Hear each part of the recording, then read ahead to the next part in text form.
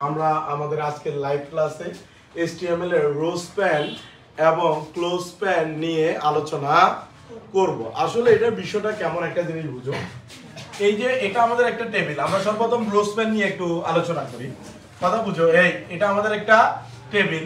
দেখো এই টেবিলটার এই যে লাইন, খেয়াল করো, এখানে আমরা অনেকগুলো লাইন দিলাম এখানে। এখন দেখো এখানে একটা আমরা 5 লেখা দিলাম। এই 5 লেখাটা, অথবা মনে করো আমরা এখানে একটা মনে করো অক্ষর দিলাম, ইংরেজি অক্ষর এই অক্ষরটা দিলাম। এখন দেখো এটা অনেকগুলোর জায়গা, বড় একটা জায়গা দখল করে আছে, ঠিক না? আবার একটা জিনিস দেখো, এটা একটা টেবিলের লাইন। দেখো এটার ভিতরে আমরা অনেকগুলো লাইন দিচ্ছি, কিন্তু দেখো এই জায়গাটার ভিতরে আমরা একটা বি দিলাম, কিন্তু দেখো এইটাও অনেক বড় একটা জায়গা দখল করে আছে।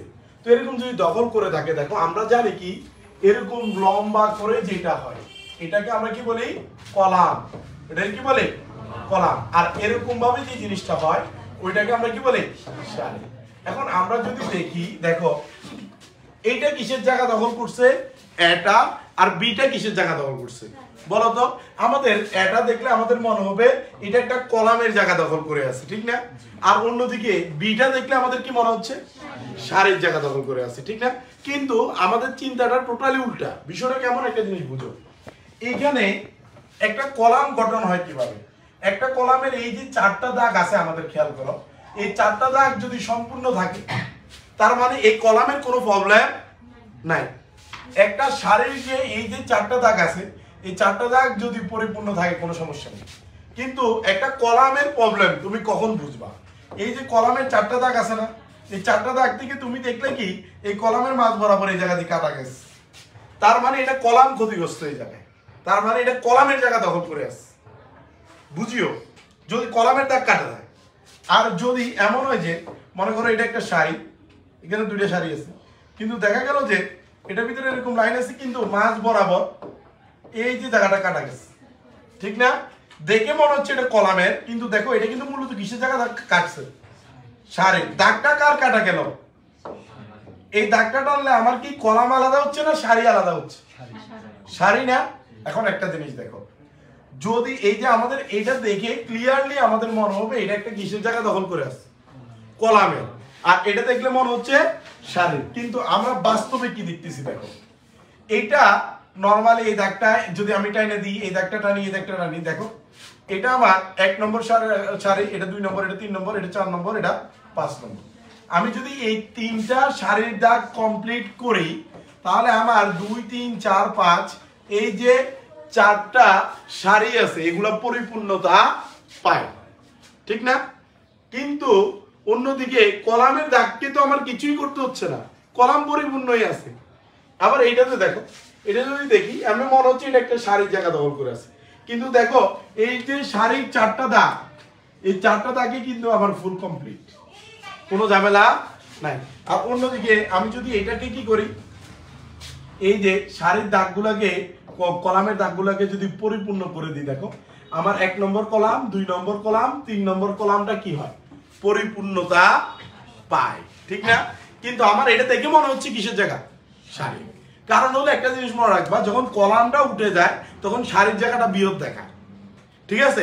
তখন আমাদের মনে হয় যে এটা সারি, কিন্তু আসলে এটা হলো কলাম, আর এটাও আসলে কি? সারি। মানে এখন এই ক্ষেত্রে আমরা কিভাবে নিশ্চিত হবো যে এটা কলামের জায়গা, এটা সারির জায়গা? যখন আমরা এভাবে দাগটা টানবো, দাগটা টানার পর যদি দেখি আমাদের কলামগুলো আলাপ পরিপূর্ণতা পাচ্ছে, ঠিক আছে, বা সারিগুলো পরিপূর্ণতা পাচ্ছে, এই যে কলাম পরিপূর্ণতা, সারি পরিপূর্ণতা পাইলো, ঠিক না? এই সারি পরিপূর্ণতা পাইলে তার মানে এটা সারির জায়গা দখল করছে। আর দাগটা টানার পর যদি দেখি আমাদের কলাম পরিপূর্ণতা পায়, তাহলে আমরা এটা কি বলবো? কিসের জায়গা? কলাম। এখন একটা জিনিস দেখো, আগে নরমালি যদি এ থাকতো, কি থাকতো? এ। আমরা এটাকে কি লিখতাম? টিডি এ ক্লোজ টিডি লিখতাম না? লিখতাম কিনা? কিন্তু এখন একটা জিনিস দেখো, আমাদের এই যে এইটা, আমি এই দাগগুলো কেটে দিই। এখন একটা জিনিস দেখো, তুমি মনে করো এই দিক থেকে HTML কোড শুরু করে এসে, এই দিক থেকে এসে, এখানে এসে, এই জায়গায় এসে, এখন তুমি এই জায়গায় আসছো। এই জায়গায় আসার পর দেখতেছো এটা একটা বড় একটা জায়গা দখল করে আসছে, ঠিক না? বড় জায়গাটা আগে যদি এ থাকতো লিখতে টিডি ক্লোজ টিডি, কিন্তু এখন এইটা দেখার পর এখন আর টিডি এ ক্লোজ টিডি লেখার সুযোগ নেই। এখন তোমাকে সিদ্ধান্ত নিতে হবে এটা কি কলামের জায়গা দখল করছে নাকি সারির জায়গা। তো এই ক্ষেত্রে আমরা কিভাবে নিশ্চিত হবো, আমরা এই দাগগুলো টানবো। দেখো আমরা যখন এই দাগগুলো মানে এগুলো মনে মনে, ঠিক আছে, মনে মনে দাগগুলো ডাকার পর টানার পর আমরা কি দেখতেছি, সারির জায়গা, ঠিক না? এখন কোনোটা যদি সারির জায়গা দখল করে, কার জায়গা দখল করে, সারি, তখন আমাদের যে অ্যাট্রিবিউটটা ব্যবহার হয় ওইটার নাম রো স্প্যান। ওইটার নাম কি, রো স্প্যান। তখন আমরা তো জানি অ্যাট্রিবিউট ভ্যালু সামনে বসে না, তখন এটা এই টিডির সাথে, দেখো টিডির সাথে বসবে রো স্প্যান। কি বসবে, রো স্প্যান। এখন কত হলো, এটা কয়টার জায়গা দখল করে, দেখো এই দাগগুলো টানায় 2 3 4 5, চারটা সারি আলাদা হচ্ছে। কয়টা আলাদা হচ্ছে, চারই। তার মানে এটা কয়টা সারি জুড়ে আছে, চারটা। তখন এই টিডি রো স্প্যান এর সাথে 4 ব্যবহার করতে হবে। কি ব্যবহার করতে হবে, 4। এরপর আমরা এটা লিখতাম না, এই এ, এরপর ক্লোজ টি। এখন আমরা টিডি রো স্প্যান 4, এই যে খেয়াল করো, এই যে আমরা রো স্প্যান 4 লেখাটা লিখছি, এটা কি বুঝছো কেন? প্রথম কথা হলো এটা কিসের জায়গা দখল করছে, সারি। সারির জায়গা দখল করার কারণে টিডি রো স্প্যান 4। 4 কেন, চারটা জায়গা। যদি দুইটা জায়গা দখল করতে কত বসতো, 2। তিনটা জায়গা দখল করলে 3। তুমি এই যে দেখো, এই যে দেখো এইটার দিকে একটু খেয়াল করো। নরমালি বি থাকলে আমরা কি লিখি, আমরা লিখি টিডি বি ক্লোজ টিডি, ঠিক না? এখন দেখো কলামের জায়গা, এই ক্লোজ পেন হলো কলামের জায়গা দখল করলে, কার জায়গা, কলাম। মনে থাকবে ক্লোজ পেন কিসের জন্য, কলামের জায়গা। এখন দেখো এই দাগটা টানলে আমার 1 2 3, তিনটা কলাম আলাদা হয় না? কলাম আলাদা হলে কি, ক্লোজ পেন। আর কয়টা আলাদা হচ্ছে, তিনটা। তার জন্য কত বসবে, 3। তখন এটা আমাকে লেখার টাইমে লিখতে হবে টিডি ক্লোজ পেন 3। ভিতরে আমার কি ছিল, বি, শেষে ক্লোজ টিডি। তখন আমাদের এখানে একটা দেখো, এই যে তিনটা, এই তিনটা কি হয়ে যাবে, একসাথে চলে আসবে। মূলত এটা বোঝায় কলাম স্প্যান বোঝায় আর কি, ঠিক আছে? সিউএল মানে কলামকে বোঝায় আর কি। তো এখন একটা জিনিস দেখো, এই রো স্প্যান এবং ক্লোজ স্প্যানের প্রাথমিক বিষয়টা বুঝছো, যখন একটা ফিল্ড অনেক বড় হয়ে যাবে তখন আমাদেরকে সিদ্ধান্ত নিতে হবে এই ফিল্ডটা কি কলামের জায়গা দিয়ে বড় হয়েছে নাকি সারির জায়গা দিয়ে, ঠিক আছে? তখন আমাদের এই অ্যাট্রিবিউট গুলো কি করতে হবে, ব্যবহার করতে হবে। দেখো এগুলো দিয়ে আমাদের বোর্ডে যেভাবে বিভিন্ন প্রশ্ন আসে, এই যে একটা দেখো, এটা একটা টেবিল, ঠিক না? টেবিল। এখন দেখো এখানে যে পাইপটা, এটা একটা বড় জায়গা দখল করে আছে, এবং কোডটাও একটা কি কিসের জায়গা দখল করে আছে, বড় জায়গা দখল করে আছে। এখন একটা জিনিস দেখো, আমরা যদি এটার জন্য HTML কোড করি, সর্বপ্রথম আমরা HTML এর বেসিক স্ট্রাকচারটা এতটুকু লিখতেই হয়। সর্বপ্রথম আমরা এখানে কি করব, একটা টেবিল তৈরি করব, ঠিক না? টেবিল তৈরি করার জন্য এটা কি, টেবল বর্ডার 1, টেবল বর্ডার 1। এই টেবিলের নাম আছে নাকি নাই? একটা টেবিলের নাম প্রকাশ করার জন্য এটা কি, ক্যাপশন, মনে আছে কিনা? তখন আমরা এটাকে লিখি, দেখো ক্যাপশন মাই টেবল ক্লোজ ক্যাপশন, ক্যাপশন মাই টেবল ক্লোজ ক্যাপশন। এইটার পর দেখো আমাদের টেবিলের প্রথম লাইন শুরু। সর্বপ্রথম এই টেবিলের প্রথম লাইন শুরু করার জন্য এটা কি, টি আর। সর্বপ্রথম এই যে নেম লেখাটা, এই লেখাটা মোটা না চিকন, মোটা। দেখো টিনা সিনা মিনা এদের থেকে মোটা, মোটা হলে কি বসে, টি এইচ। তখন আমরা লিখি T H name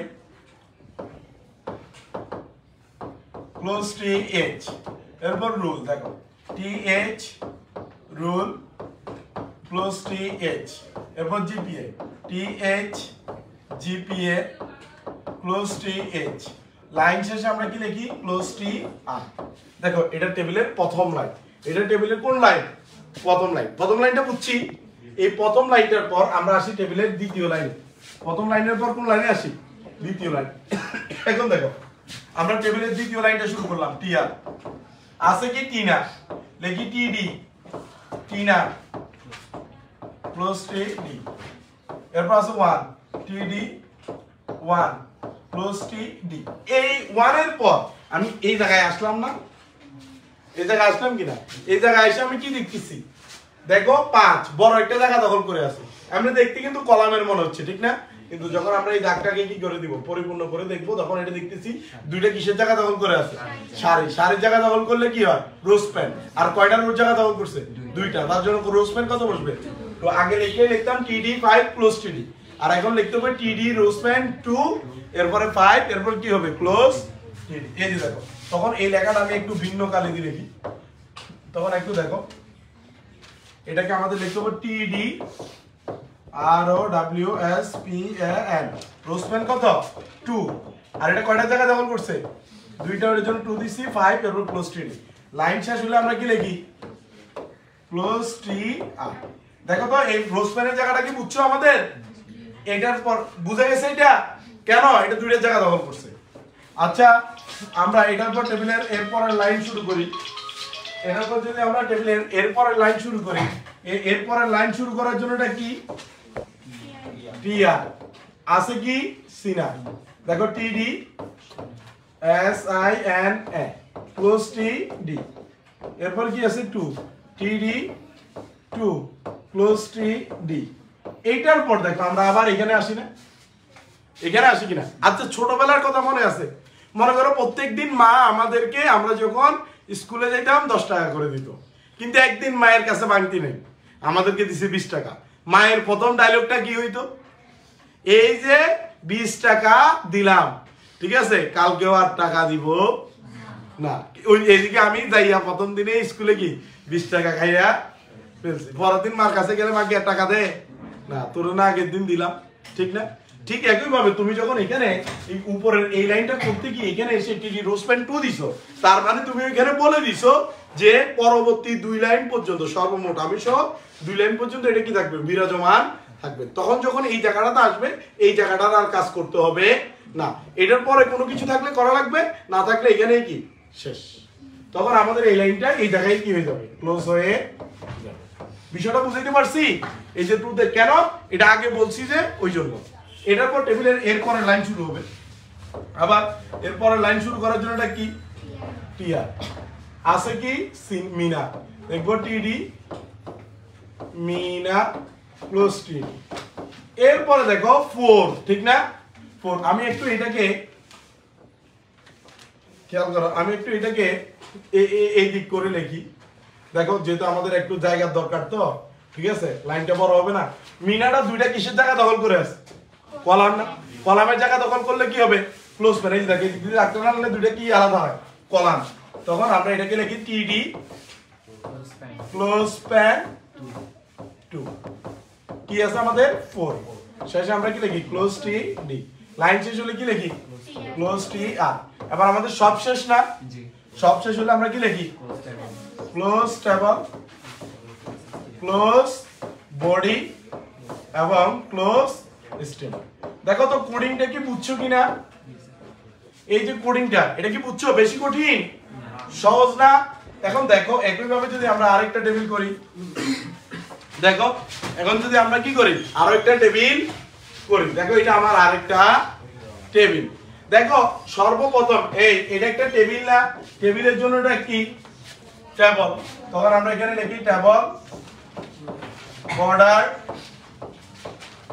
1 table border 1 সর্বপ্রথম টেবিলের নাম আছে নাকি নাই নাই দেখো এখানে কিন্তু টেবিলের নাম নাই এখন আমি তোমাদেরকে বলি টেবিলের এই বক্সের ভিতরে এরকম একটা নাম আছে মনে করো তোমার কাছে মনে হবে এটা মনে হয় টেবিলের নাম ক্যাপশন দিয়ে লিখে ফেলি ঠিক আছে আমি এই জন্যই নামটা লিখি নেই ঠিক আছে এটা কিন্তু টেবিলের বক্সের ভিতর চলে আসলে এটা নাম হবে না যদি বাইরের উপরের জায়গাটায় থাকে তখন এটা কি হবে নাম হবে কথাটা মনে থাকবে তখন এটা কিন্তু টেবিলের ফিল্ডের লাইন নাম নাই ক্যাপশন দিব তখন শুরুতেই টেবিলের প্রথম লাইন শুরু টিআর দিলেই এই যে দেখ মাই স্কুল লেখাটা এদিকে দাগ টানো এদিকে দাগ টানো 1 2 3 কিসের জায়গা দখল করে আছে তিনটা কলামের জায়গা দখল করে আছে কলামের জায়গা দখল করলে কি হয় ক্লোজ প্যান তখন আর এটা কিন্তু নরমাল লেখা দেখো মোটা না তখন আমরা এটাকে লিখি টিডি ক্লোজ প্যান 3 তিনটা জায়গা দখল করছে আর লেখাটা কি মাই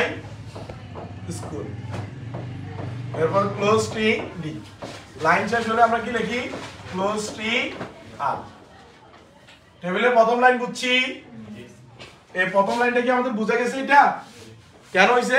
এরপর এটার পর আমরা যাব টেবিলের কোন লাইনে? দ্বিতীয় লাইন। টেবিলের দ্বিতীয় লাইন শুরু করলে দ্বিতীয় লাইন শুরু করার শুরুটা কি? টিআর। এরপরে দেখো এগুলা মোটা মোটা হলে কি হয়? তখন আমরা দিব TH rule close TH TH name close TH TH GPA close TH line শেষ কি লিখবো? Close TR.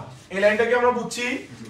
এটার পর আমরা যাব টেবিলের এর পরের লাইনে। দেখো এটার পর যাব কি? টেবিলের এর পরের লাইন। এটা না, এই লাইন শুরু করার জন্য এটা কি?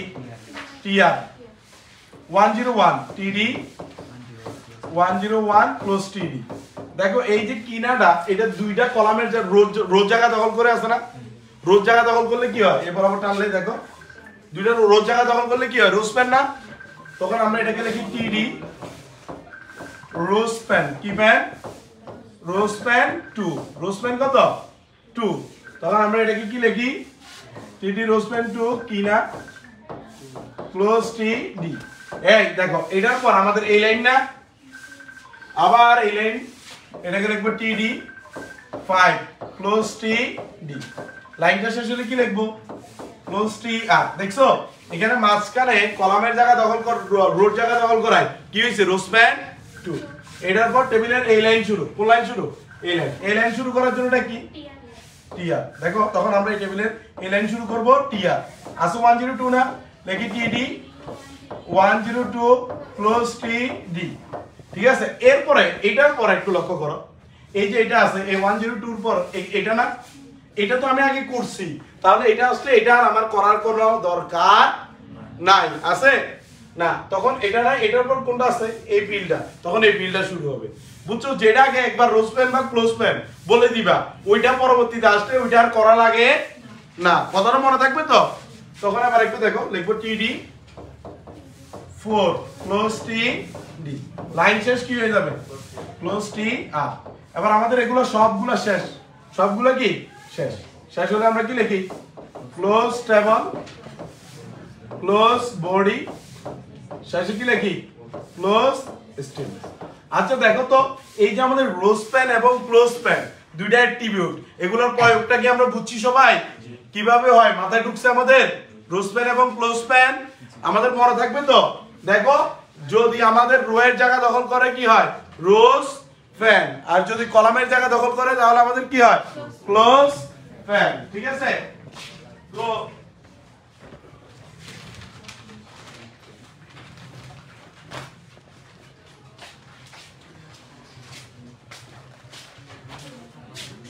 সবাইকে হাই দাও,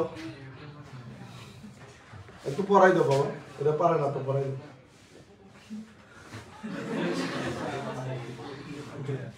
আর বড় করার দরকার নেই। আজকের ক্লাস এই পর্যন্তই। ধন্যবাদ সবাই।